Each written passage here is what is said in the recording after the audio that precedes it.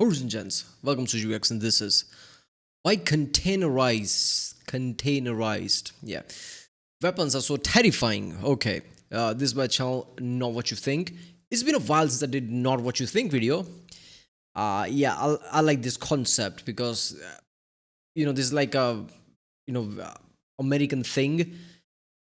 I'm pretty sure it's an American thing, like weapons that are hiding in containers. I remember watching probably not what you think video. I don't remember exactly, but yeah, where you just bring containers into a marine ship or littoral ship or something like that, and just basically that is your launcher, right? That is like a portable launcher and things like that, which is like a awesome portable thing, right? You can just turn anything into deadly power. That's what he's going to talk about here, I think. Or is there some containerized type of weapon they created? I don't know. But it's going to be awesome. Let's do this one. Containerized weapon systems are way more terrifying than you probably think. We're talking about cruise missiles, drone swarms, anti-air systems, and even massive 1,000-foot defense barriers, all deployed right out of a simple shipping container. Opening or scanning these containers with an X-ray machine would of course solve this problem. The issue is that over 20 million shipping containers are moving globally at any given time, on cargo ships, train cars, or even freight trucks. And if you can't tell what's inside that giant steel box, any container can be a deadly surprise package that can trigger the next Pearl Harbor event. There's a reason why all the usual suspects, the United States, Russia, China, Iran, and Israel, already have missile launchers hidden inside these innocuous-looking boxes. But why you don't actually need to sink ships to cause the next Pearl Harbor, how JLTVs can protect naval bases against drone attacks, and why launching a missile from a container ship can be a logistical nightmare is not what you think. Yeah, I was about to say, there was a time where merchants, back then, people were dressing as merchants, right? So people okay, let's keep an eye on merchants. That became a thing. Nowadays, okay, keep an eye on containers. Think about what you're saying there. Most of the transport around the world goes through freight ships, which are littered with containers.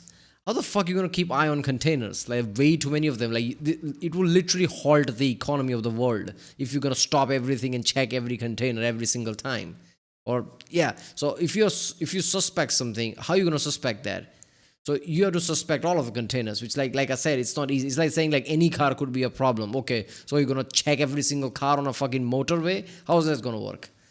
So yeah, this is literally hiding in plain sight type of thing. As soon as it became miniaturized enough, these missiles and things that can hide in container, the launches itself, man, that's insane.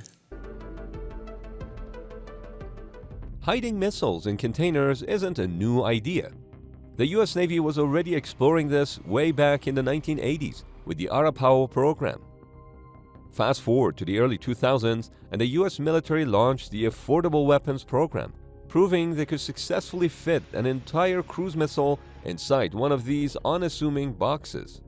Not to mention that the entire concept of masking weapons is not new either. During World War II, heavily armored merchant ships known as Q-ships disguised as ordinary vessels to lure German submarines into making surface attacks so they could be destroyed. Today, the US Army uses the Typhoon missile system, which fits 4 vertical launch cells inside a 40-foot shipping container that's transported by truck. Typhoon can launch both Tomahawk cruise missiles as well as SM-6 anti-air missiles. The Navy has a similar system, the Mark 70 payload delivery system. It's also a 4-cell launcher inside a 40-foot container, designed to be dropped onto the flight decks of littoral combat ships. Yeah, it was probably not what you think video. It just makes sense. There you go. That's what I was talking about. Moved by trucks on land. Israel has LORA, a ballistic missile with a 250-mile range, which can be launched directly from a container stationed on the deck of a ship. Over a decade ago, Russia managed to fit 4 caliber cruise missiles into a shipping container. This became known as the infamous Club K system, which first became public in 2010. And where Russia goes, China often follows. The Chinese developed their own version of the Club K, showing it off at the 2022 Zhuhai Air Show. This move was deeply Hold up there. So why isn't that S-400 systems are inside containers? So I'm sure all the like vehicles, which are I think 12 of them, 12 vehicles in an S-400 unit, they all have like basically launches in the back. Like you can see that's S-400. Like, well, I guess they're too big to fit in container. They're not small enough yet because I'm pretty sure they're really long. It's like a big ass, like what is it, oil tanker or some shit like they put behind like trucks, which is too big. I guess there are no containers that are that big, so it would stand out. I don't know. tied to China's long-term plan to militarize its vast commercial shipping sector. In fact, since 2017, China has had a law requiring its transport companies, even those overseas, to support the military whenever they're asked. To understand the This is why, it's just civilian ship. Yeah, we know what your civilian ship means, man. It might be military because you have a law there. Yeah, this is one of the things, like if you're not like full democratic country, which is like China's communistic, it's not democratic, obviously, precedent for life. Shit like that's going to happen. Like, yeah, for the country. Like, usually that's what communism is, good for the country. Right? A good example I can think of is like, let's just say in India, okay, there's a home in a place where there should be a highway going there. Sure, there is such thing as eminent domain. But if the guy who has a house goes to a court, like Supreme Court or something, and just says that, fuck it, I have right to this, government can't just do that, the whole highway will be halted, even with eminent domain the government has. That's how democracy works. That's how India works, right? In China, they can say, I don't care what you think. We don't have time. In a day, that house has to be demolished. I don't give a care. I don't give an F type of thing. China will do that because it's good for the country, right? I'm pretty sure they'll give him money and things. Hopefully, I don't know. Like China's rich. Hopefully they do that. But yeah, they'll anything in the restriction, like throw them away. That's how non-democratic country would work. So China can just say like, oh, by the way, all these ships is like military ships because it's good for the country. Anything, oh, it's good for the country. What about social credits and all the camera screening and everything? Yeah, good for the country. There you go. True threat. Let's break down the advantages of weaponizing containers. Given its stealth, a major advantage of containerized weapon systems is the ability to move. Yeah, Evergreen is already weaponized. It fucked up the entire Suez Canal. Suez Canal? Yeah. Via existing civilian infrastructure, such as trucks, rail, or cargo ships. This allows such weapon systems to be positioned near critical targets, without the adversary having the slightest clue, substantially increasing the possibility of a preemptive strike. Just like Israel did in June 2025, when it used assets, including shipping containers, to launch a drone attack that destroyed the Iranian air defenses. What? The element of surprise given by... Hold up there. So when Israel fucked up the entire air defenses of Iran, they did this sneakily like that. Oh, here's a container. Boo, it's an attack. That is pretty advanced shit, man. Not gonna lie. Obviously, like, probably they learned it from American tech. That I guess that's how Israel works. I don't know. But yeah, so before the B-2 bombing and everything, what took out all the air defenses? This thing. Okay. Such weapon systems can be a decisive factor in conflicts. Now multiply that by hundreds, like you see on a commercial vessel, and you have the potential for an entire floating arsenal hidden in plain sight. Imagine if all of those are nukes. Earth is fucked, probably. Oh yeah, if all those are nukes, they're probably like, yeah, that's probably all of. Imagine all US's thousands of nukes are in that container. Yeah, everything's fucked. Another advantage of containerized weapon systems is deployment flexibility. That is, you can fit a variety of weapon systems inside shipping containers. It's not just missiles, but also drone swarms, electromagnetic jamming equipment, and other advanced Ukraine did that, right? For example, Rheinmetall's Hero 126 loitering munitions can be launched from within a standard shipping container. Even a small 10-foot unit can pack enough of a punch, as seen by Electro-Optic Systems' container-based weapon system. With a lifting mechanism that can take up to a payload of 5,000 pounds, it can carry several different weapons and ammo components, ranging from the M134 minigun, 40mm automatic grenade launchers, and even the 30mm M230 Bushmaster. Ooh! Coupled 30 with a millimeter was remote insane. control system, a simple box can become a modular. Imagine you're in the like battlefield, soldiers and everything. You suddenly like hear these things coming out. 30 millimeter cannon, pop, pop, pop, pop, pop, like putting big ass holes in everything, walls and shit. Oh, just thought of it just gives me shivers. Yeah, that shit is overpowered. Remote controlled arsenal tailored for the needs of any battlefield. Finally, containers are the ultimate decoys. Because any steel box could be a weapon, scattering a massive number of them across a battlefield. Imagine that open and there's just a photo of somebody just. Oh shit. Creates utter chaos for the enemy. It simply becomes too expensive and time-consuming for them to find and destroy every single possible target. But the future is going completely all-in-one.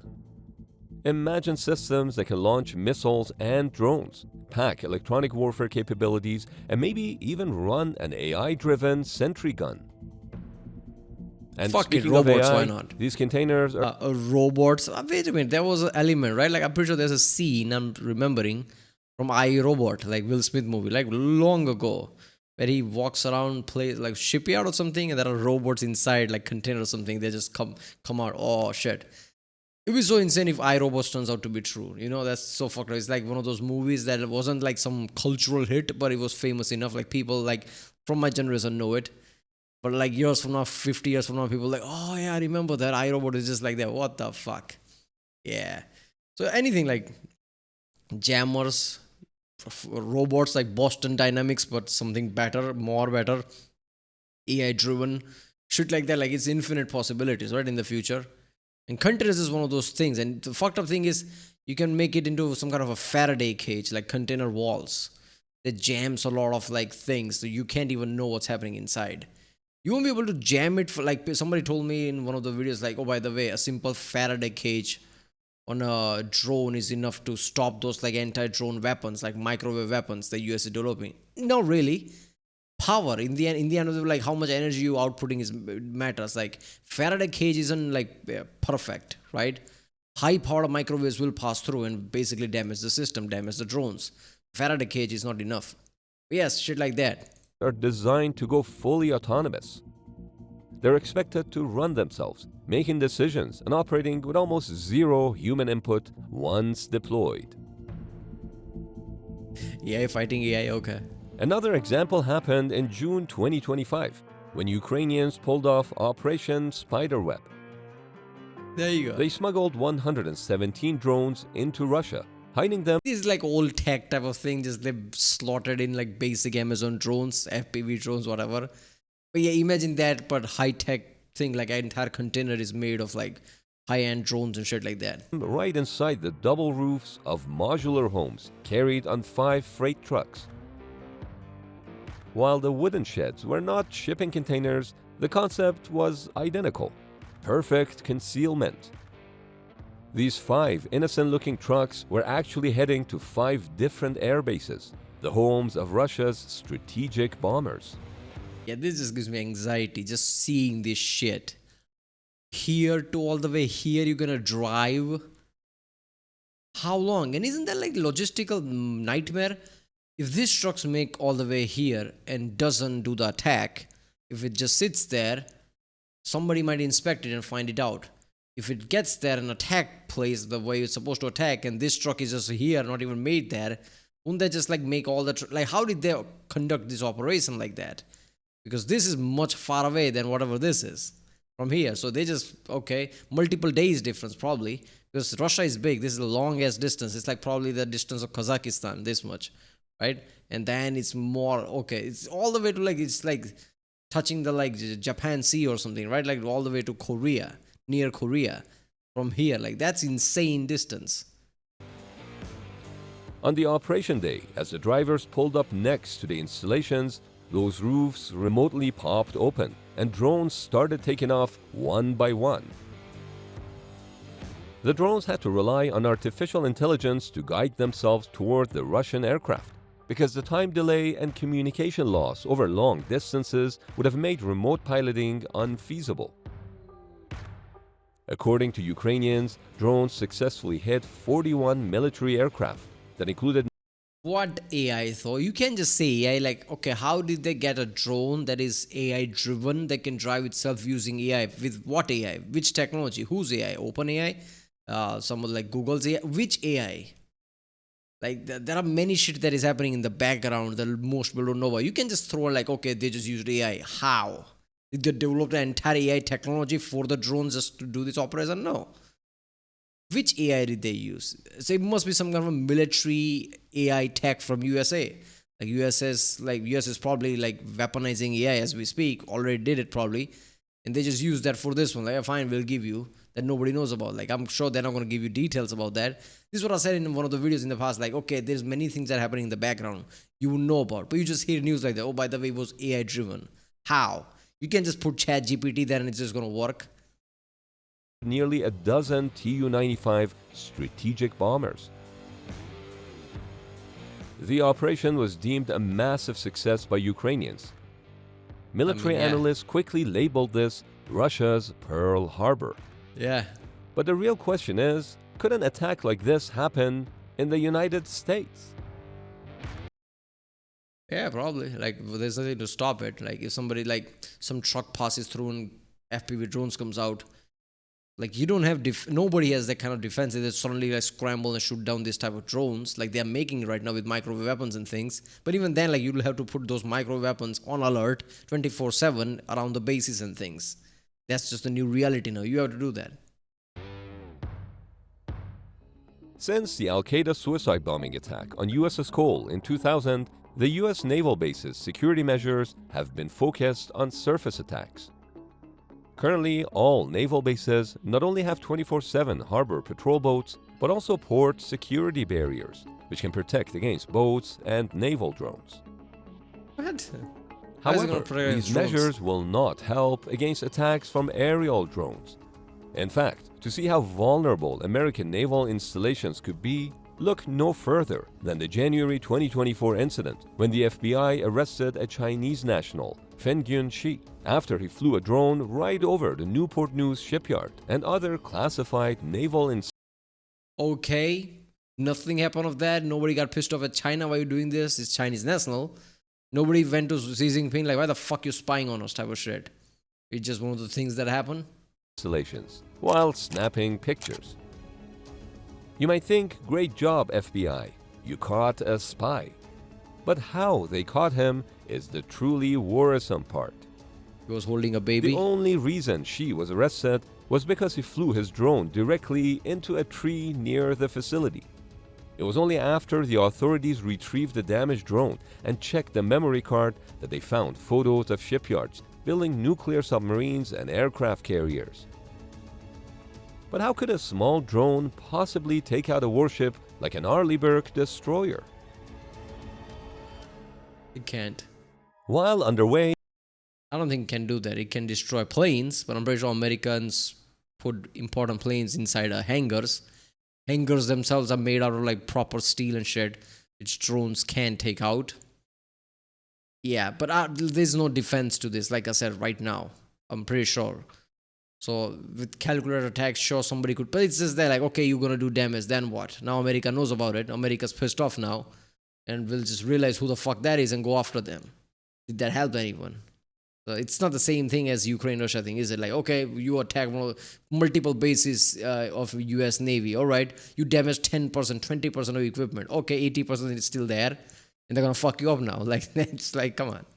a US Navy destroyer is combat ready and can easily shred a swarm of drones. But when it's docked, all those... Forgot about that thing. CIWS or something, right? Like the thing that tracks this like Fallout 4 minigun looking thing with the like a fucking bucket on top and like multiple guns, right? What is its name? CIWS or something?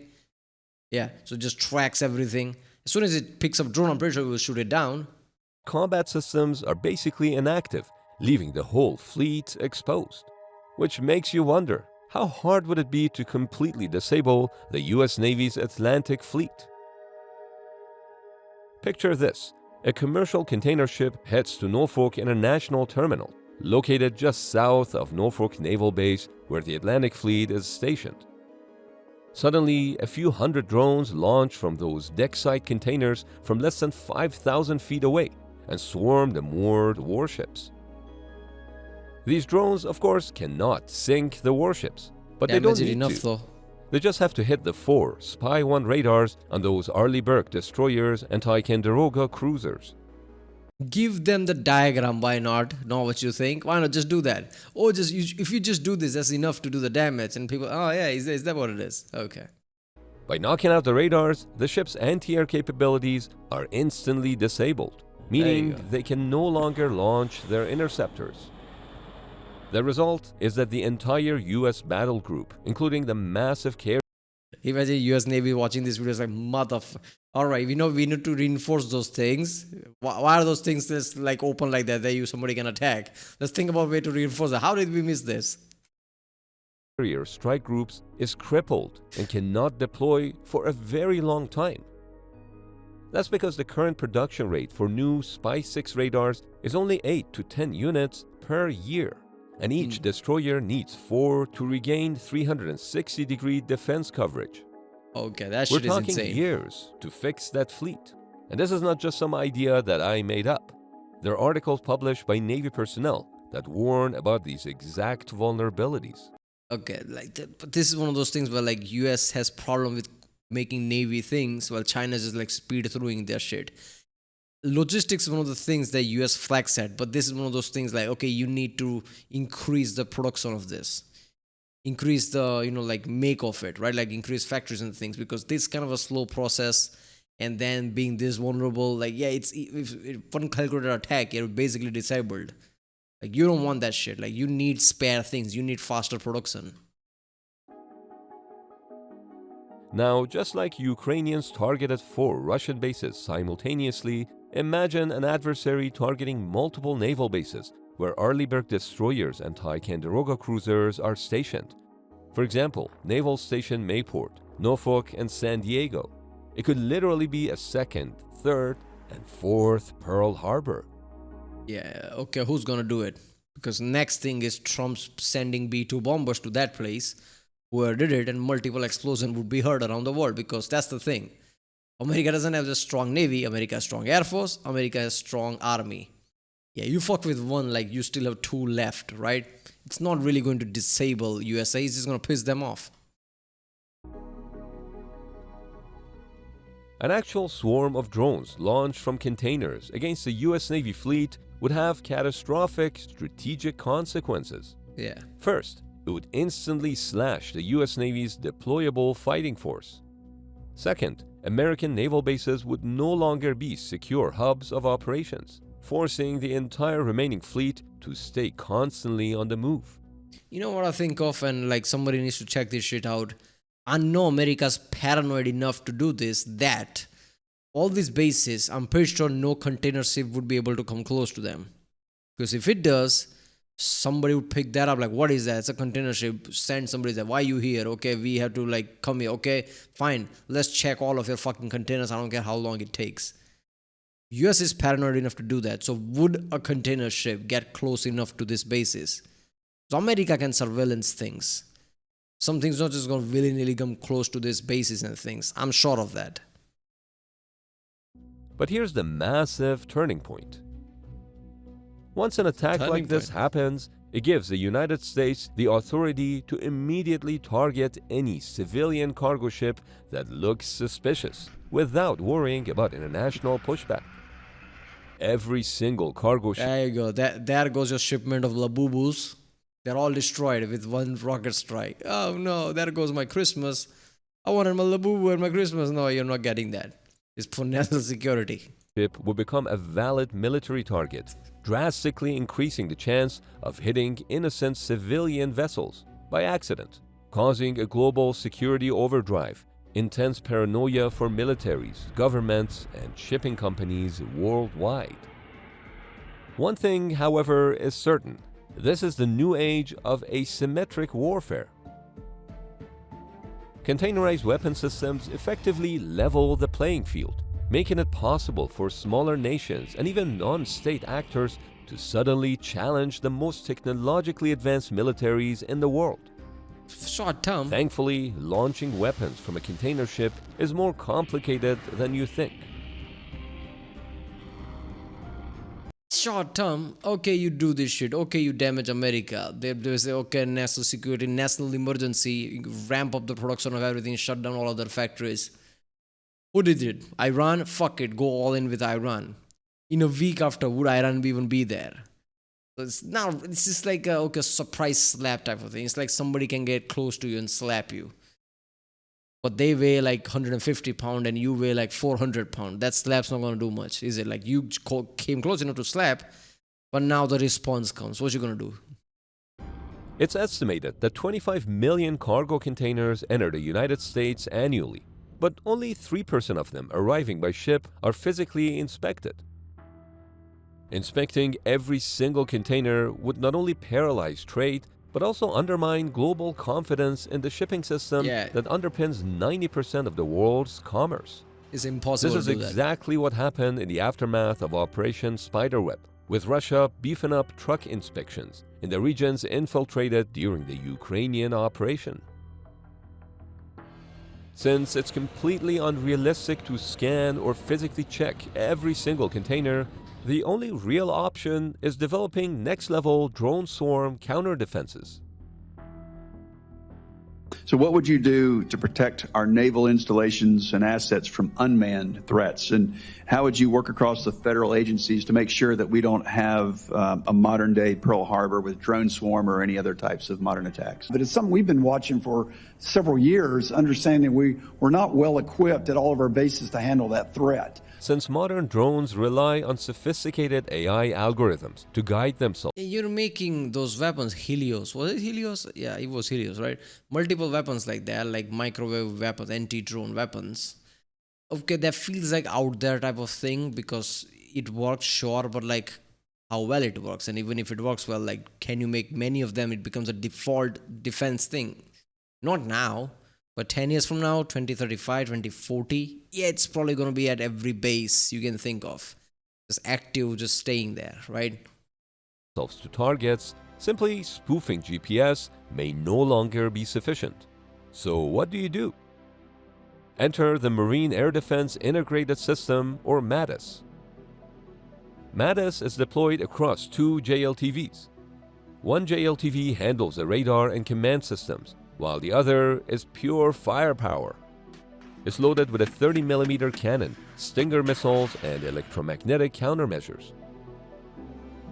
Deploying these MADIS-equipped JLTVs in sufficient numbers across military installations might be the best defense there is right now.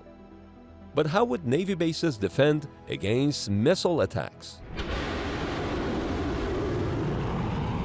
In case of a traditional long-range missile attack, Naval Station Norfolk is already protected by layered air defense systems that are not publicly disclosed. But what if missiles were launched from container ships passing nearby? See, sneaking a missile launcher into a container is orders of magnitude harder than smuggling drones. That's simply because a missile launcher would be much heavier than almost any commercial cargo that's transported inside containers. And remember, heavy containers typically go at the bottom to keep the ship's center of gravity low and prevent capsizing.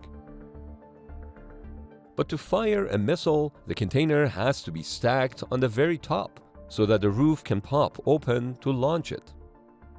In contrast, drones could possibly launch from the side of a container. Long story short, putting missile containers on top of the stack would require months of planning and the collaboration of the ship's crew, the team loading the containers with cranes. Not to mention, that would like just stick out as a sore thumb. Like, why the fuck those big containers are there? That would be instant red flag that people would basically, like, military will check out. And many more. Which means such an operation would only be possible by a powerful state actor, not just a few people with a missile launcher and bad intentions. Yeah. there's many ways to do it besides this, but yeah, but open war like Ukraine and Russia is doing, yeah, this is a problem. But in open war, someone like USA would be too paranoid, like this shit would never happen. I don't know. It's just like, sure, like out of 10 attempts, 3 attempts would be successful, which is a lot. Like okay, out of 10 bullets, 3 will hit. It's still a bullet shot, so yeah, it's a problem.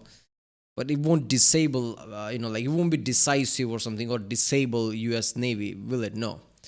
Yeah, but yeah, this containerized weapons is like hiding in plain sight type of shit. It's overpowered. Right, well, if you like my next one, don't forget to subscribe, and I'll see you next time.